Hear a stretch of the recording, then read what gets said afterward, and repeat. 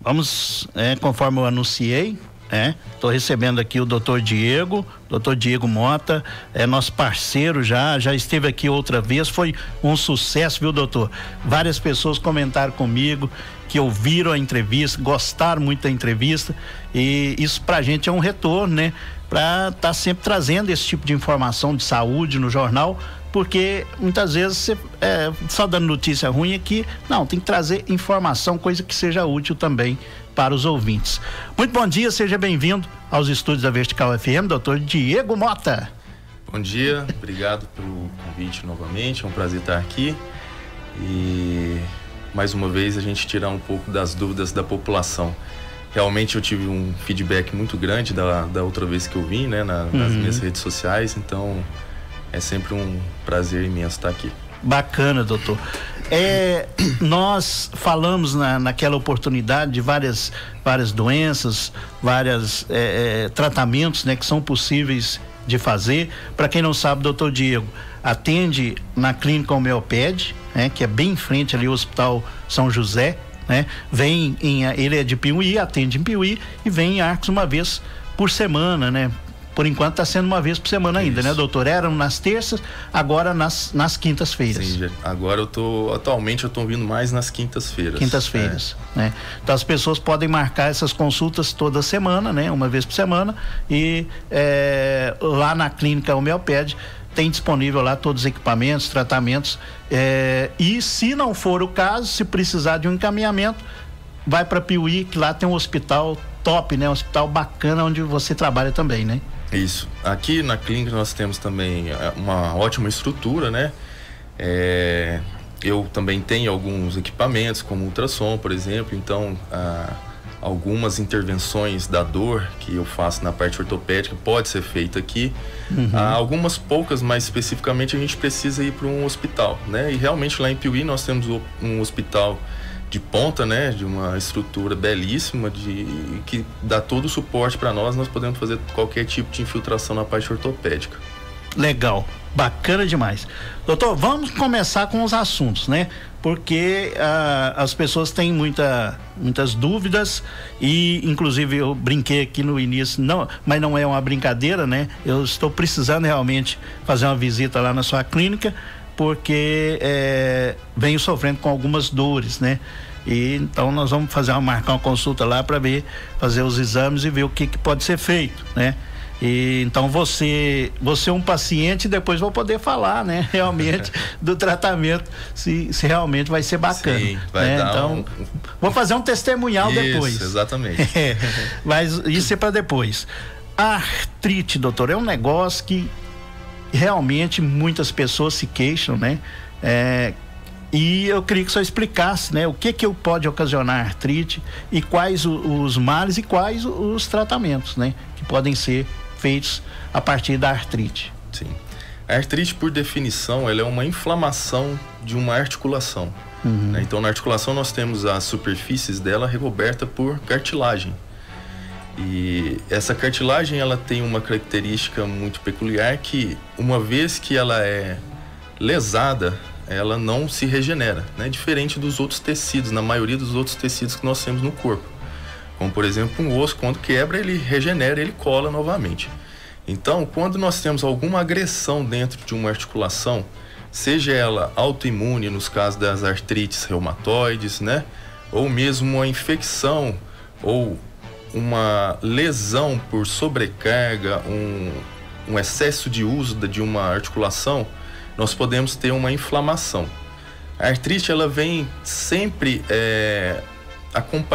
não acompanhada, mas ela anda muito próxima, muito intimamente da artrose, né? A artrose seria uma evolução da artrite, né? Que seria aquele quadro mais crônico. Então, uma artrose, ela sempre é precedida de uma artrite, né? Seja lá de qual etiologia for, né? Então, primeiro o joelho precisa se inflamar, essa inflamação vai gerando degenerações, lesões constantes, e aí o joelho ele sofre uma lesão crônica, que o joelho, eu falei joelho porque o joelho é um dos mais comuns, a articulação ela sofre uma lesão crônica, e essa lesão na maioria das vezes, né, ela é irreparável e ela é progressiva. Então, o tratamento, ele varia muito. Então, se é uma fase inicial, se a gente pega o joelho na artrite, nós iremos tratar com anti-inflamatórios, né? Restringir o movimento, repouso, gelo, né? E orientações ao paciente. No caso da artrose, a gente tem que deixar bem claro que a artrose ela não tem cura. Então, ela sempre vai evoluir, como eu já disse. Então, nós temos o tratamento da artrose, ela é feita para diminuir a velocidade de progressão dessa doença. Entendi. Então, com algumas medidas, né, como evitar o excesso de uso, a sobrecarga da articulação, na maioria das vezes são articulações de cargas, como tornozelo, joelho, quadril. Então, evitar engordar, estar acima do peso ideal para a altura do paciente, andar longas distâncias, carregar objetos pesados, subir, descer escadas, agachar, né? Que isso são coisas que sobrecarregam a articulação. E essas medidas são usadas para que essa destruição seja o mais lento possível, para que o paciente possa viver com essa artrose, sem necessitar lá na frente de uma cirurgia para fazer uma prótese, por exemplo, né? Que já seria um último caso indicado. Isso. A artrose, eu gosto de dizer muito para meus pacientes que a artrose ela é tratada em 3 estágios, né? A gente trata primeiro, no primeiro estágio, mudança do estilo de vida, né? Tudo isso, então, que eu disse que lesa a articulação, a gente tenta controlar, minimizar e associar uma medicação. E enquanto essas medidas estiverem dando efeito, nós mantemos nela. Vai chegar algum momento com o envelhecimento, né? Ou com a falta de disciplina do paciente em levar as orientações a sério, vamos dizer assim, essas medidas vão acabar não sendo tão efetivas. Então, nós passamos para o segundo passo, que seria as infiltrações. As infiltrações, ela pode ser feita no início, né? Mas a gente tem a opção de dar essa opção, vamos dizer assim, para o paciente dele partir para esse segundo passo, que são um procedimento invasivo, minimamente invasivo, e que requer um custo mais alto. A gente deixa essa opção para um segundo passo, justamente por ser um procedimento invasivo, né? A questão financeira do paciente também. Mas nada impede da gente fazer isso no início, né? Então, primeiro você recomenda essa questão da adaptação, né, dos movimentos, do regime, se for o caso, estiver acima do peso. Isso. Vamos controlar isso e tentar minimizar dessa forma. Exato. Num segundo momento, se não surtir todo o efeito, aí já partir para as infiltrações. Exatamente. Que aí vai, igual você disse, né? Aí vai ter um custo para o paciente nas sessões, enfim, né? Isso. Tenta-se evitar isso no primeiro momento. Exatamente. As infiltrações, elas podem ser feitas até 4 vezes, né? A orientação maior é 4 vezes no ano, então a cada 3 anos. Mas se ela é bem feita, ela pode durar até muito mais tempo, e principalmente se o paciente toma os cuidados que já orientados no primeiro passo, né? Então ela tende a durar bastante tempo. Então esse segundo passo ele é mantido também enquanto estiver surtindo efeito, né? Por pelo menos aí 3 meses, né? E aí vai chegar um momento que o paciente vai dizer, olha, eu fiz a infiltração, eu achei que ela durou muito pouco, não teve um efeito tão esperado, e aí realmente a gente não tem mais alternativa a não ser em pensar numa artroplastia, que seria, né, a realização da prótese. Por que a prótese ela é o último passo? Porque a prótese, na maioria das vezes, ela dura em média 15 anos só, né? Seja ela de quadril ou de joelho, que são as mais realizadas. Então ela tem um prazo de validade, vamos dizer assim. Então, se o paciente faz uma prótese muito cedo, ele vai ter que fazer uma revisão da prótese. E a prótese por si só é uma cirurgia muito grande, né? Então ela envolve vários riscos. Tem risco de infecção, tem o próprio risco da anestesia, o risco de trombose, tem o risco da cirurgia não ficar tão boa quanto esperava, né? E uma cirurgia de revisão, a gente tem que retirar muito mais osso do que na cirurgia primária. Então, assim, a gente tenta ao máximo minimizar a chance de ter que fazer uma prótese dessa, para que o paciente faça na expectativa dos últimos 15 anos, vamos dizer assim, da vida dele, entendeu? Conforme você hoje tem uma expectativa, né, das pessoas, do brasileiro, né, da estimativa de vida do brasileiro, então tenta se prolongar ao máximo, né, para a pessoa fazer a cirurgia lá aos 70 e alguma coisa, que a média do brasileiro é 80 e 85, 80, né? 85 anos. Então tenta se levar até lá. Claro que em alguns casos não consegue, né, doutor? Exato. Tem casos que a dor é insuportável, o paciente não tem uma qualidade de vida, tem uma limitação funcional muito grande, aí a gente não tem escolha, né? Aí a gente realmente tem que partir para esse ato. Beleza. Bom, vamos mudar de assunto. Tendinite. O que é tendinite? Eu acho que tem a ver com tendão, né? Sim.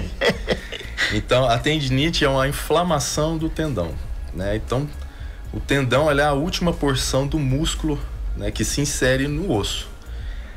Para nós produzirmos um movimento, o músculo ele tem que contrair e relaxar, para que ele possa puxar uma estrutura óssea e aí a gente realizar o movimento. O que puxa a estrutura óssea é o tendão.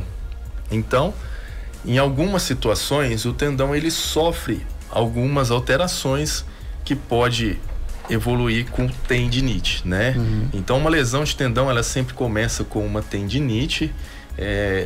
Essa tendinite, ela pode vir causar uma recidiva. Então, vários episódios de tendinite no tendão acaba gerando uma lesão crônica, gerando uma tendinose, que a gente chama, né? Enfraquecendo e perdendo as propriedades elásticas e de força do tendão, e podendo vir a romper futuramente, né?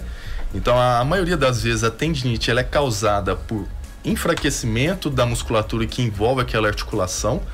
Então, vou dar um exemplo do ombro, onde a gente tem muita tendinite. O ombro, quando ele não está fortalecido, a musculatura que envolve ele, que dá a estabilidade, o enfraquecimento dessa musculatura, ela gera uma instabilidade no ombro, gerando um atrito do tendão com estruturas ósseas que nós temos na periferia. Então, esse contato do osso com o tendão acaba gerando microlesões e, consequentemente, gera uma tendinite. Beleza. Deixa eu mandar um abraço aqui pro meu amigo Flávio. Ele tá nos ouvindo lá e tá dizendo: eu tenho artrite, né? Tô ouvindo vocês aqui. Ele diz que as juntas incham muito. Sim, o inchaço isso é bem interessante, que o pessoal não tem muita noção do que seria esse inchaço, né? Fica muito preocupado por ter água no joelho, né? Ou inchaço de uma articulação.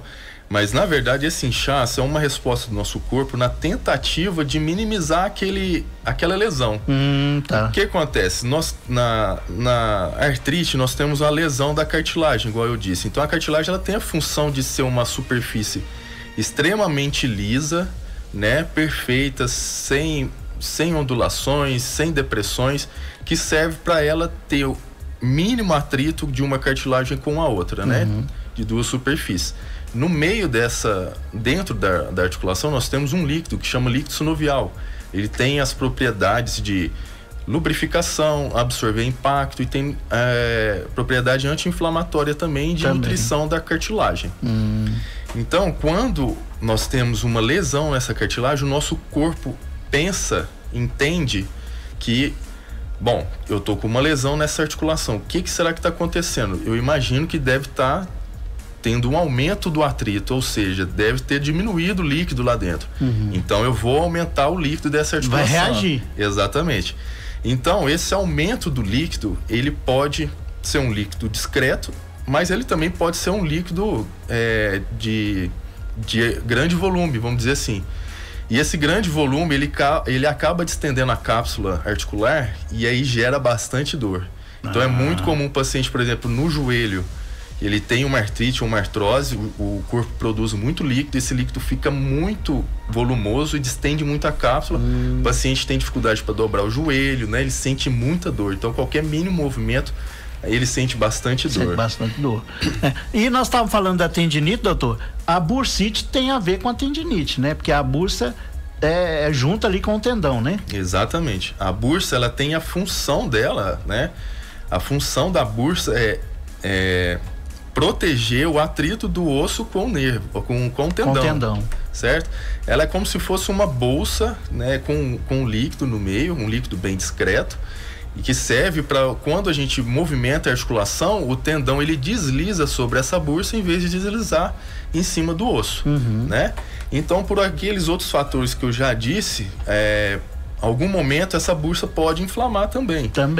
E aí ela gera bastante dor, ela fica volumosa, né? Ela chega fica inflamada, a inchar o local. Chega a inchar o local, fica dolorida ao toque, ao mínimo movimento, né? E essa inflamação dela pode até irradiar para o tendão também. Pro tendão, sem dúvida. Muito bem. Nós falamos também a questão das fraturas, né, doutor? O tratamento de fratura. A pessoa sofreu uma fratura, ele também pode procurar, né, a sua clínica e fazer o acompanhamento, né? É um trabalho que você também presta. Sim. Aqui em Arcos, até que o meu acompanhamento ele é um pouco mais restrito, porque nós não realizamos imobilizações aqui na clínica. Na clínica. Em Piuí eu já realizo. Então, assim, como lá em Piuí e até aqui eu trabalho em período comercial, não é um período de plantão. Então não é uma porta de urgência, mas não impede de algumas lesões, alguns traumas, a gente atende sim no consultório. Então, lá em Piuí eu consigo tratar com imobilizações, reduções na minha clínica, certo? Mas onde não há um atendimento, né, de urgência, ou melhor, onde não consigo fazer uma realização desse tratamento ou de algumas fraturas mais graves, o ideal seria procurar primeiro a emergência do hospital, né, da cidade, né, que a fratura ela depende muito do traço, o local onde ela é para realizar o tratamento, porque nem sempre é uma imobilização, às vezes é uma cirurgia, né? Então tem que avaliar várias coisas. A gente avalia partes moles, né? Se tem risco de lesão vascular, se teve exposição óssea, né, caracterizando uma fratura exposta. Então a gente tem vários critérios a seguir, né? E onde então lesões mais graves é indicado a gente procurar o hospital, mas lesões menores, né? Que a gente pode ser feito no consultório, sim. E um posterior, né? Às vezes a pessoa fez um tratamento aí, não ficou contente, tá sentindo dor, tá sentindo incômodo, marca, vai lá, você faz a avaliação, se for o caso encaminha, leva a pessoa para atender, né? Na clínica em Piuí, né? Se precisar às vezes de uma aparelhagem. Né? Passou pelo primeiro atendimento de urgência no hospital, se quiser fazer o acompanhamento comigo, pode fazer sim. Pode fazer sem problema. Né? E por último, vamos falar de dor na coluna, que acho que também é o mal do século, né? Porque as pessoas têm muitos problemas de posturas, né? Problemas às vezes de excesso de peso, são alguns fatores que provocam a famosa dor na coluna, né, doutor? Sim.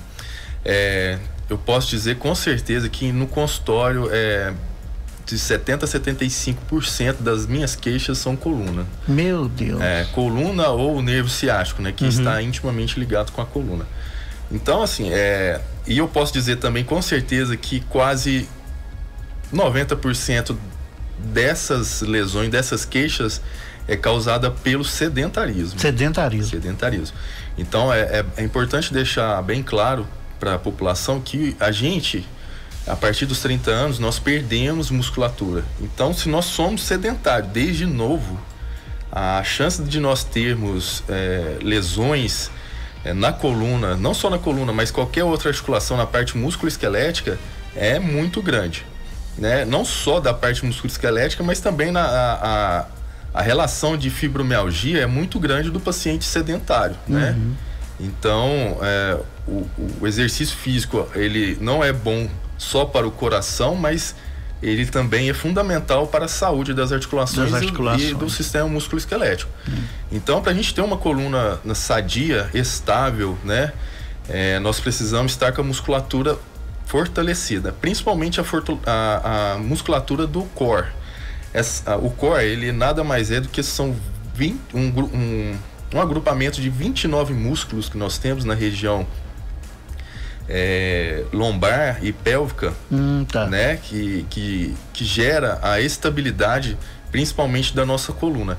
Ele é tão importante porque qualquer movimento que nós vamos realizar no corpo, por exemplo, girar um tronco, mover o braço, mesmo sendo o braço, essas musculaturas elas são ativadas, né? Olha só. Então é a musculatura da região do abdômen, da região lombar, dos glúteos e da coxa.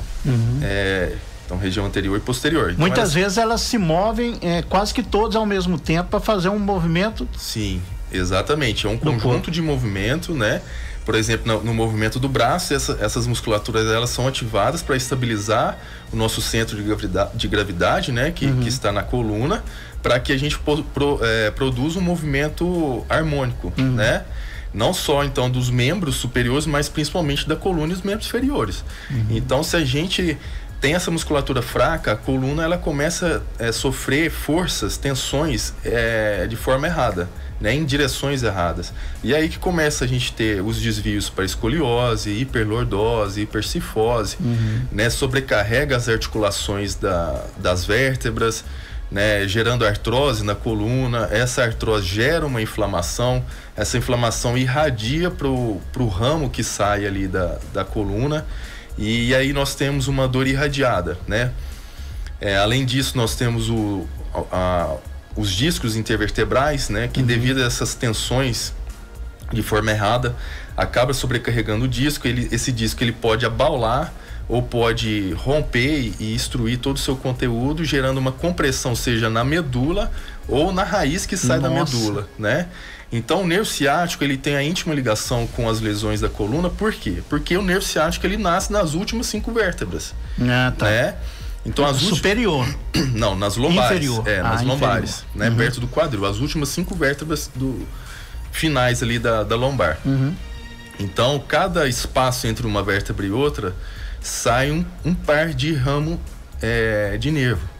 Então esses ramos eles se juntam e formam o nervo ciático e vai até o pé. Então, dependendo da altura desses ramos, que você tem uma compressão ou uma lesão, uma inflamação, seja o que for, você vai ter uma dor irradiada na sua perna. Então, meu Deus. Uma lesão mais alta da coluna, você tem uma dor irradiada na região proximal da coxa. Uma lesão mais baixa, perto do quadril, perto do sacro, nós temos uma dor mais irradiada mais próxima na lateral, região posterior da perna e lateral do pé, entendeu? Entendi. Então na consulta nós temos já a partir do exame físico, nós temos uma ideia do que está acontecendo, Entendi. né? A partir disso, nós temos alguns protocolos que nós seguimos para saber se há necessidade ou não de pedir um exame de imagem, né? E se for o caso da necessidade do exame de imagem, nós pedimos, e aí ele pode mostrar a gravidade maior disso daí, se é uma lesão de tratamento cirúrgico ou de tratamento conservador. Na maioria dos casos, né, de 80% mais ou menos dos casos de lesões, seja de hérnia discal ou de artrose da região da coluna, o tratamento é remédio para tirar o paciente da crise, né, um analgésico, um anti-inflamatório, só para tirar o paciente da crise álgica no momento, né? E o tratamento posterior e contínuo é o fortalecimento, né? Seja com pilates, com RPG, academia, né? Então o paciente ele tem que fazer esse fortalecimento, nessa reabilitação, para que isso não volte. Eu deixo muito claro que o paciente chega na esperança do meu medicamento melhorar ele. Eu falei, não, o medicamento não vai te curar. O medicamento vai tirar a sua dor. O que vai te curar vai ser o fortalecimento, né? Então você corta a dor, né, para o paciente conseguir fazer as sessões. Exatamente. Em algumas situações nós precisamos intervir, né, minimamente invasivo, que é o carro-chefe de alguns tratamentos meus, que eu digo que é o diferencial do meu tratamento, que é a intervenção da dor, né? Então com ultrassom, por exemplo, naqueles casos que é refratário ao tratamento com analgésico e reabilitação, ou melhorou parcialmente, nós temos a opção de tratar com uma infiltração, por exemplo. Né? Essa infiltração pode ser feita em qualquer parte do corpo, na parte ortopédica, por exemplo. Certo. Né? Então, tendão, articulação, cisto, né? Então, na coluna, nas articulações do joelho, tudo, qualquer articulação, né? Lesão muscular, lesão tendínea maior, né? Então, o paciente, às vezes ele não tem uma melhora total da dor na coluna, nós podemos partir para essa infiltração. Como que ela é feita? Ela, a partir de um ultrassom, eu acho a região da lesão dele na coluna, e eu guio uma agulha né, com medicação anestésica e anti-inflamatória, e eu jogo essa medicação dentro da lesão, entendeu? Diretamente da lesão. O paciente tem um alívio, seja ele parcial ou total, né? Imediato, e depois esse remédio continua agindo, né? E esse tratamento, ele tem a característica de modular a dor. O que é isso? Modular a dor é quando nós, a partir de uma aplicação, de várias aplicações, nós fazemos com que aquela crise de dor que vinha a cada mês, nós iremos aumentar o período de cada dor, né? E a intensidade dela, ela vai vir a cada vez menos intensa, até a gente zerar, entendeu? Então, eu faço muito na coluna, é uma das regiões que eu mais faço. Então o paciente tem uma melhora muito grande, né? E nisso o paciente consegue também realizar uma reabilitação mais precoce, uma reabilitação mais bem feita, né? Porque é muito comum o paciente chegar e falar, não consegui fazer a fisioterapia porque eu estava sentindo muita dor.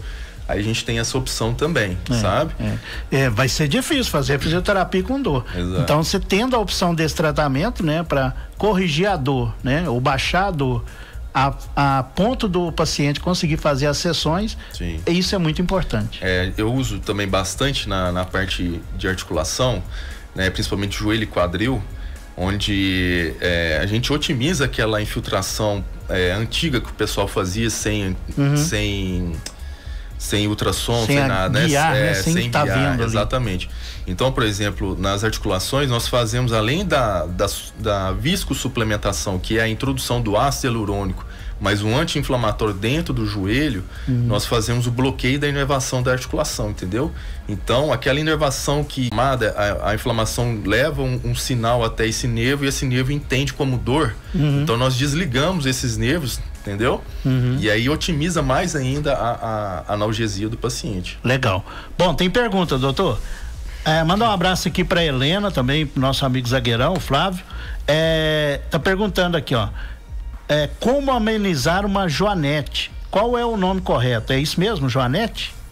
O nome específico é hallux valgus, né? Hallux valgo. Infelizmente... Mas pode falar popularmente joanete pode mesmo, falar. Não tem problema não. Não tem problema nenhum, não. O problema da joanete é que o tratamento dela é cirúrgico, né?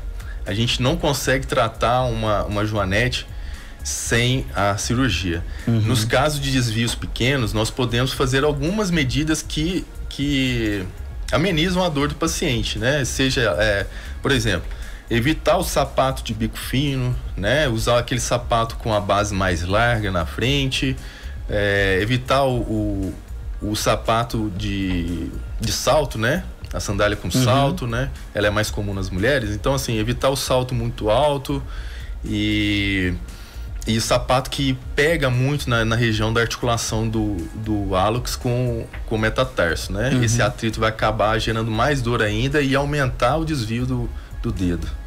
Entendi. Bom, mais pergunta aqui, o meu amigo Zezinho.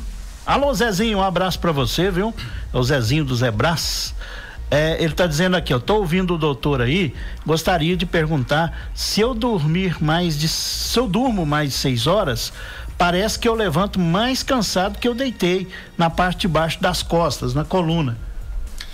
Possivelmente ele deve estar dormindo de maneira errada, né? Ah, tá. Então assim, a gente sabe hoje que não é só o colchão o grande problema, na verdade, sabe? Na maioria das vezes nem é ele mais, né? É lógico que um colchão bom ajuda, sim, a amenizar essas dores, né? Mas a maneira correta de deitar para dormir seria deitar de lado, né? Com um travesseiro no meio das pernas. No meio dos meu joelhos. Deus, quase ninguém faz isso. Quase ninguém faz isso. E melhor ainda, abraçado a um travesseiro, né? Para evitar o giro do tronco em relação ao quadril, entendeu? Ter um travesseiro da altura do ombro, né? Que é a altura da lateral do ombro até o pescoço, né? Então ele não pode ser muito baixo também nem muito alto. Pois mas seria da altura do ombro mesmo? Tipo o quê? Uns 15 centímetros? o paciente tem que ver mais ou menos a distância, né, da lateral do ombro até o pescoço, né, e aí basear com o travesseiro dele, entendeu? E o travesseiro duro ou macio? Não, isso até que não interfere. O mais importante é a altura, né, para manter a coluna sempre alinhada, porque se for um travesseiro mais baixo, o pescoço ele vai ficar dobrado no sentido do ombro, né, e aí sobrecarrega a coluna. E o importante, o ideal é deitado de lado. De lado. Não de costas, de bruços, não. De bruços é a pior posição, né? Se o paciente fala, não, eu só consigo deitar de costas, aí o ideal é colocar um travesseiro embaixo dos joelhos, né? Que aí a gente consegue retificar a coluna. Ficar um pouco dobrado o joelho. Isso, exato. Mas o problema de deitar de costas é a questão respiratória, né? Muitas vezes a pessoa deita de costas, vai roncar, isso, né? Vai ter uma respiração um pouco pior, né? Isso, e o de lado é a melhor posição para quem ronca, quem tem refluxo, né? Aí no caso de quem tem refluxo tem que deitar pro lado esquerdo, né? Que é a posição melhor. Ah, tá. Porque é de acordo com a posição do estômago, né? Aí o refluxo pro lado esquerdo é menor. É menor. Bacana. Olha só, gente, que dicas importantes. Ô Zezinho, essa pergunta sua foi muito legal, viu? Porque são dicas importantes e de repente vale a pena até numa próxima vinda sua aqui a gente falar dessas questões de dormir, né? Da questão de dormir, porque muitas vezes você vai lá na loja, investe, compra um colchão caro, né? Às vezes tem colchões aí caro, 4, 5 mil reais, achando que vai resolver todos os seus problemas. E às vezes você tá dormindo errado. Exato, põe a esperança toda no colchão. No colchão, né? E na maioria das vezes o problema não é o colchão. Não né? Ou às vezes não é só o colchão. Exato. Porque um colchão ruim também, com certeza, vai dar problema. Certeza. Um colchão muito mole, né? Aí fica difícil a gente manter o alinhamento. Ou às vezes com defeito, né? Aquele colchão que já ficou só o meio ali afundando, aí vai dar problema. Até os vendedores de colchões mesmo, eles orientam a fazer o rodízio, né? Da posição do colchão, né? Sempre então é importante fazer girando ele em várias posições, né? Exato. Ao longo uma vez por semana, uma vez, cada um faz de um jeito, né? Exatamente. Em casa eu gosto muito de estar girando o colchão, às vezes vira para um lado, vira para o outro, depois gira, faz isso, até para não deformar, né? Não ficar afundar num lugar só, né? E o colchão vai até durar um pouco mais, né? Bacana. Ô doutor, é muito assunto, já 10 para meio-dia, eu sei que você tem compromisso também e a gente já deixa aí a janela aberta para estar marcando uma outra vinda aqui, que é sempre muito prazeroso estar falando de saúde e orientando, né, os ouvintes. Isso com certeza reflete bem, as pessoas que estão ouvindo aí absorvem os seus ensinamentos e claro, quem precisar de uma orientação maior é só ir lá na Homeoped, marcar a consulta e vai ser muito bem atendido por você. É sempre um prazer vir aqui, né, ajudar a população. Eu gosto de estar sempre muito aberto a esclarecer as dúvidas, né, até mesmo no consultório eu gosto de explicar bastante.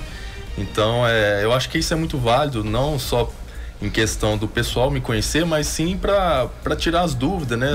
As dúvidas, alguns mitos que tem da população, que é muito comum na parte ortopédica. E poucos profissionais de saúde, principalmente, estão dispostos a fazer esse tipo de trabalho que você faz, né? Sim. Seja de estar atendendo, divulgando as coisas na sua rede social, seja de vir aqui na rádio, isso é bacana, sabe? Isso é um novo comportamento, né, dos profissionais de saúde.